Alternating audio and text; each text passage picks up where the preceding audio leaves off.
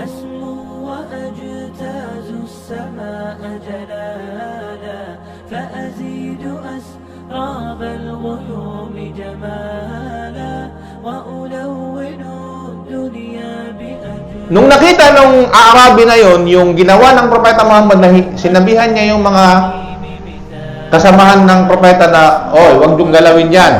Diba? Pagkatapos niya umihi, pumunta siya doon kay Propeta Muhammad sallallahu alaihi wasallam. At sabi niya, nanalangin siya. Kasi siyempre, nagpasalamat siya kay Propeta kasi hindi nga siya pinagalaw, di ba? Sabi niya, "O Allah, kaawaan mo kaming dalawa lang ni Muhammad at wala nang iba. Huwag niyo silang isali." Kaabagan mo kami, ya Allah, kami lang ni Muhammad, ha? Yung iba hindi kasali. Hindi sila, huwag niyo silang isali sa, huwag mong kaabagan sila. Kasi, siyempre, tingin niya pala, kakarnihin siya ng mga kasama ng Propeta Muhammad. Kaya sabi niya, ya Allah, kami lang ni Muhammad. Kahabagan mo kami, kaawaan mo kami, huwag niyo na silang isali. Diba? So, yun ang kagandahan ng pagiging malumanay, diba? Mahinahon sa lahat ng bagay. Lahat ng kinalalabasan ay nagiging maganda. So, specifically, ang gusto kong i-share sa inyong kwento ngayon ay yung kwento sa side naman ng pagiging malumanay. Kasi maraming hadith ang nagpapatunay at nababanggit si Propeta Muhammad. Kapag ang isang tao nagtataglay ng malumanay, mahinahon na pag-uugali, wala itong magiging resulta, puro lahat kabutihan. Whereas kapag magagalitin, matapang, usually pag matapang, madali kang makakaaway. Matapang ka eh. Wala kang inaatrasan eh. Usually, madali kang makahanap ng kaaway. Ganun lang. So, okay din. Minsan sa mga pagkakataong kailangan mo magpakita ng tapang, matapang ka. Pero hindi lahat ng pagiging matapang, kung makatapat ka ng mas matapang sa'yo. Diba? Nakuha niyo yun. So, pero usually, ang sabi ng Propeta Muhammad sallallahu alaihi wasallam, walang taong Muslim na nagtataglay ng pagiging lin o layyin o yung pagiging malumanay, pagiging malambot, pagiging mahinahon, maliban ang resulta nito sa kanya ay maganda. Illa zana, sabi ni Propeta Muhammad sallallahu alaihi wasallam, nagiging maayos yung sitwasyon. So kapag kalmado ka lang, relax ka lang, lahat ng bagay sa'yo, inshallah ay magiging maayos, magiging smooth. Kabaliktaran ng ng pagiging magagalitin, pagiging matapang, pagiging, di ba, yung lagi mo na lang lahat ng bagay minamadali. Huwag mo mamadaliin lahat ng bagay. Mayroon din mga bagay na kailangan dinadaan sa malumanay. Diplomasya, ika nga. Marunong kayong gumamit ng diplomasya sa lahat ng pagkakataon. So, ang kwento na ito, kwento ng, tingnan niyo kung paano ang Propeta Muhammad nakitungo ng pagiging malumanay. Alam niyo, ang Propeta Muhammad, hindi siya nakakitaan na ang Propeta Muhammad nagalit sa mga bagay na personal. Ang Propeta Muhammad hindi nagalit sa bagay na personal. Kahit anong gawin mo kay Propeta Muhammad, hindi siya gaganti sa'yo. Maliban kapag itong bagay na ito may kinalaman sa Islam. Kapag ito may kinalaman kay Allah at may kinalaman sa pang-iinsulto ng Islam, doon lang ang Propeta Muhammad sallallahu alaihi wasallam makikita mo yung kanyang tapang at magpapakita siya ng lakas. Pero kung personal lang, atikihin mo lang siya ng personal, sabihin mo siya hindi maganda sa kanyang pagkatao, wala. Hindi yun. Hindi inaano ng Propeta Muhammad sallallahu alaihi wasallam. Pero pagdating sa tauhid, pagdating sa akida, pagdating sa Islam, ibang usapan yun. May kwento. Ito na yung kwento.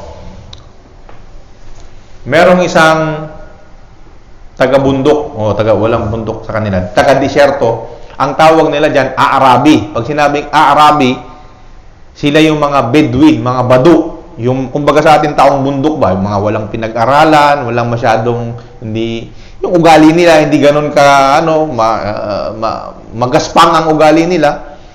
Dumating dito kay Propeta Muhammad sallallahu alaihi wasallam at pagdating niya doon, narinig niyo na siguro yung kwento na to, pagdating niya doon, siguro napagod, galing sa kanyang lugar, disyerto, pagdating niya doon, nakita niya may bahay, parang tirahan. Yun yung sinasabing masjid ng Propeta. Kasi pag ang masjid ng Propeta Muhammad, ano lang yun, parang may pader lang na galing sa clay, nilagyan na lang nila ng dates, dates, Yun lang. Pag nakita mo, simple lang.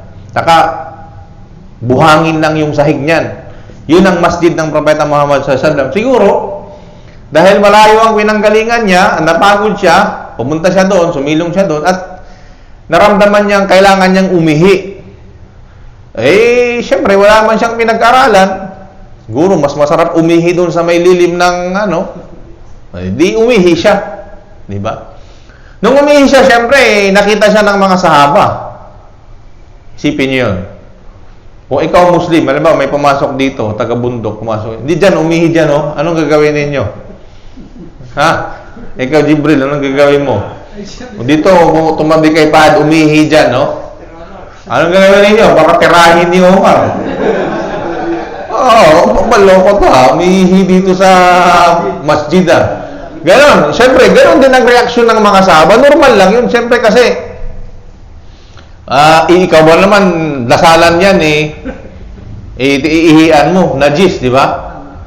Pero siyempre, anong ba alam nung bidbado na yun na yan pala'y bahay sambahan? Wala man siya alam dyan. O di, nung siya ay medyo nakasimula na sa pag-ihi, pagtingin niya sa kanyang paligid, maraming nakatingin sa kanya at parang titirahin na siya. Siyempre, yung tingin ng mga sahaba sa kanya, natakot siya kasi yayariin siya di ba? Tapos nakita siya ng Propeta Muhammad sallallahu alaihi wasallam. At nakita yung mga sahaba. Nung nakita ng Propeta Muhammad yung mga sahaba na gano'n, galit na galit, at gusto nang saktan yung Bado na yun, yung Bedouin na yun, yung Arabi na yun. Sabi ng Propeta Muhammad sallallahu alaihi wasallam, hayaan nyo lang siya. Hayaan nyo lang. Huwag nyo nang anuhin. Hayaan nyo siya. Pagkatapos niyang umihi, kumuha kayo ng tubig, sabi ng Propeta Muhammad, at buhusan nyo yung inihian niya. Ganun lang. Diba? Napakabait ng propeta, diba? Subhanallah. Hinayaan niya lang umihi. Sige, tuloy mo lang yung paghihi mo. Parang ganun ba? Pero ito isa sa kabilang sa mga tinatawag na wisdom kung paano ang Propeta Muhammad makitungo sa tao. Alam niyang ang tao na yan, kung may alam yan, iihi ba yan dyan? Hindi naman niya alam yan, di ba? Pero ang tinitingnan ng Propeta Muhammad SAW kasi, yung mas malaki ang pakinabang. Di ba? Mas malaki ang pakinabang. Ano yung pakinabang? Ito yung mga scholars natin, isa-isa nila yung mga pakinabang ng sinabi ng Propeta Muhammad SAW. Unang-una, yung Arabi na yun, wala namang alam yun kung ano yung meron dyan at saka kung masjid yan. Hindi, wala naman siyang alam doon. At the same time, bado nga siya galing sa desierto So wala talaga siyang pakialam dyan. Diba? Yun ang una. Kumbaga, hindi kahit na magsisigaw ka dyan o anong gawin mo dyan, wala rin yun. Walang mangyayari dyan. Baka mamaya, kapag sinaway pa yun ng mga sahaba at pinagtabuyan nila yun, isa sa magiging problema, una, kapag sinaway nila yun at pinilit nila yung pahintuin, baka magtatatakbo pa yun. Pag tumakbo yun, baka imbis na isang lugar lang yung maiihian niya, di ba? Tumakbo yun, magkakalat yun. So yun ang wisdom, di ba? Baka magkalat nung ihi niya pa doon, kasi kung hahabulin nila yun, hindi, syempre, di ba? Baka magkalat lalo yung kanyang ihi. So, dandalayan mo siya. Pangatlo, baka mamaya, kapag ikaw ay sinaway mo yan ng pilit at gusto mong pahintuin, paalisin, di ba? Naranasan nyo na yung iihi kayo, tapos biglang mayroon kayong nagugulat kayo, tapos parang napuputol yung ihi ninyo, di ba? Nakakadulot ng sakit yon, yung biglang mapuputol yung ihi mo. Baka mamaya maputol pa yung ihi ng Bedouin na yun, yung Arabi na yun, baka magkasakit pa yun. Diba? So, yun ang mga wisdom behind. So, yun ang sinasabi ng mga scholars natin. Kaya hinayaan yun ng Propeta Muhammad SAW. Para yung kanyang ihi dyan lang sa isang lugar, hindi siya magkalat. Pangalawa, para hindi siya maputol yung momentum ng kanyang pag-ihi, baka hindi siya matapos, baka magkasakit pag naputol. At the same time, kumbaga siya ay Bedouin, wala namang alam yan, kaya hinayaan na lang ng Propeta Muhammad SAW. At ang kanyang sinabi, kumuha kayo ng tubig pagkatapos niya at buhusan ninyo yun. So, isa yun sa napag-aralan ninyo nung kay Ustad Fahad, yung paglilinis, paano lilinisin yung isang lugar na kung saan yan ay may najis, yung karumihan. Ang isa sa mga paraan dyan ay bubuhusan mo ng tubig hanggang sa mawala yung bakas ng kanyang dumi. Halimbawa, ihi yun. Kung ihi yun at yung lupa na yan, pwede mong tambakan ng lupa din, o di kaya ng buhangin din, o di kaya lagyan mo ng tubig. Eventually, yung tubig, bababa naman yun, mawawala yung bakas ng ihi. So, yun ang paglinis. Pero kung katulad mo, carpet, kailangan labhan. O di kaya tiles, kailangan ima. Ganun ang uri ng pamamaraan ng paghugas at paglinis ng najis. Halimbawa, throw, o di kaya yung yung damit mo, nalagyan ng ihi, hindi mo pwede yung gamitin sa sala. Kaya di ba kapag iihi tayo, isipin niyo yan, ha? Pag iihi kayo, isinasa batas sa Islam na ikaw ay uupo kung kaya mong umupo. Kasi usually kapag nakatayo ka lang, tatalsik yung ihi. Pag gano'n lang, bas mo lang ng gano'n, iihi-ihi ka. Di ba? Tapos, baka mamaya yung pantalon mo matalsikan. At isinasa batas din kapag iihi ka, pag bago mo ibasok, ibalik ulit yung masailang bahagi ng katawan mo, kailangan huhugasan mo yun, ipapagpag mo ng konti at huhugasan mo yun. 'Di ba? Huwag mong ipapagpag doon sa may baka mapagpag doon sa brief, hindi malalagyan ng tulo yung brief. Pag nalagyan ng tulo yung brief, kahit konting tulo lang ng ng ihi yun, hindi mo na yun pwedeng gamitin sa sala. So mahalaga yun, mga brothers, lalo sa mga balik Islam. Kapag kayo ay iihi, konting pagpag, tsaka konting kuha ng tubig, ilinisan mo. Kung walang tubig, pwedeng tissue o papel. Ganun ang batas sa Islam. Kasi iniiwasan natin na mapatakan, matalsikan, malagyan ng ihi o dumi yung ating suot-suot na damit. Kasi pag nalagyan ng dumi yun, at alam mong may dumi yun, magsasala ka, hindi tanggap ang sala mo. Hindi tanggap ang sala mo. Nakuha niyo yun? Nung nakita nung Arabi na yon, yung ginawa ng Propeta Muhammad na sinabihan niya yung mga kasamahan ng Propeta na, huwag yung galawin yan. Diba?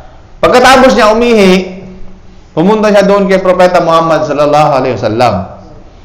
At sabi niya, nanalangin siya. Siyempre, nagpasalamat siya kay Propeta kasi hindi nga siya pinagalaw, di ba? Sabi niya, "O Allah, kaawaan mo kaming dalawa lang ni Muhammad at wala nang iba. Huwag niyo silang isali." Kaabagan mo kami, ya Allah, kami lang ni Muhammad, ha? Yung iba hindi kasali. Hindi sila, huwag niyo silang isali huwag mong kaabagan sila. Kasi, siyempre, tingin niya pala, kakarnihin siya ng mga kasama ng Propeta Muhammad. Kaya sabi niya, ya Allah, kami lang ni Muhammad. Kahabagan mo kami, kaawaan mo kami, huwag nyo na silang isali. Diba? So, yun ang kagandahan ng pagiging malumanay, diba? Mahinahon sa lahat ng bagay. Lahat ng kinalalabasan ay nagiging maganda. Isa pa, kwento mga kapatid. Ang Propeta Muhammad sallallahu alaihi wasallam ay nanghiram ng utang. Kahit ang Propeta Muhammad nangutang. Nanghiram ang Propeta Muhammad sallallahu alaihi wasallam sa isang Arabi. Nanghiram siya. At meron silang kasunduan na yung utang na yun, babayaran niya sa ganitong araw, ganitong ganyan. So, ganun naman yun. Pag may utang, kasunduan, pag mayroong kasunduan, dapat tuparin nyo. Yun. Ang ginawa ng Arabi na to, pumunta doon kay Propeta Muhammad sallam, prior doon sa deadline. Kumbaga, wala pa isang linggo pa yung deadline natin. Dumating na siya kay Propeta Muhammad sallam. Dumating siya doon kay Propeta Muhammad sallallahu alaihi wasallam. Lumapit siya kay Propeta Muhammad sallam at kwinelyuhan niya si Propeta Muhammad. Kwelyo. Alam niyo yung kwelyuhan? Kwinelyuhan niya yung Propeta. Isipin niyo, Propeta na kwelyuhan. Ikaw kaya, kwelyuhan mo yung presidente ngayon. Kwelyuhan mo. Halika. Si mayor na lang dito, kwelyuhan mo. Mayor, ano yung utang mo? Bayaran mo. Di ba? Baka yung bodyguard, hindi ka pa nakakalapit, binaril ka na. Di ba? Ha? So, sabi niya, Muhammad, sabi niya, nasaan na yung utang mo? Bayaran mo. Sipin magaspang yung dila niya. Dahil sa sobrang higpit ng namumula na yung liig ng Propeta Muhammad sallallahu alaihi wasallam kasi mahigpit yung kanyang pagkikwelyo kay Propeta Muhammad. Nandun si Abu Bakar at si Omar, siyempre, laging nandun yun, bodyguard ng Propeta. Sabi ni Omar, "Ya Rasulullah, ano to, bastos to ha? Ako nang bahala, tagpasin ko na nito? Kasi si Omar, ganun lagi yun, may dala lang espada. Pag, ya Rasulullah, ano ko na ng espada, pagpasing ko na liig nito. Kasi nga, siyempre, propeta yan eh. Kahit na sino ang mambastos kay Propeta Muhammad, nandun lagi in defense ang ating mga sahaba. Pag kailangan ng Propeta Muhammad sallallahu alaihi wasallam. Pag napag-aralan nyo yung buhay nila, ang mga sahaba, itataya nila yung buhay nila alang-alang kay Propeta Muhammad. Sa isang digmaan pa nga, noong napalibutan na si Propeta Muhammad sallallahu alaihi wasallam, pinalibutan nila ang Propeta Muhammad habang may pana, habang may sibat na lumilipad doon at doon sa kanila tumatama. Ganun nilang proteksyonan si Propeta Muhammad. Mamamatay muna sila bago tumama ang espada o di kaya ang pana o di kaya ang sibat kay Propeta Muhammad sallallahu alaihi wasallam. Ganun nila prinotektahan at minahal si Propeta Muhammad sallallahu alaihi wasallam. Kaya dapat mahalin din natin sila. At dapat pag-aralan natin ang buhay nila, talang buhay nila. Kasi yun ay bilang sukli natin sa kasakripisyong ginawa nila. Kaya yun. Ang Propeta Muhammad sallallahu alaihi wasallam, noong sinasabi na ng Arabi na yun, bayaran mo yung utang mo. Sabi ng Propeta Muhammad, wala pa naman Yung usapan natin, wala pa yung deadline. Hindi, sabi niya, ibigay mo na sa akin yung inutang mo, hiniram mo.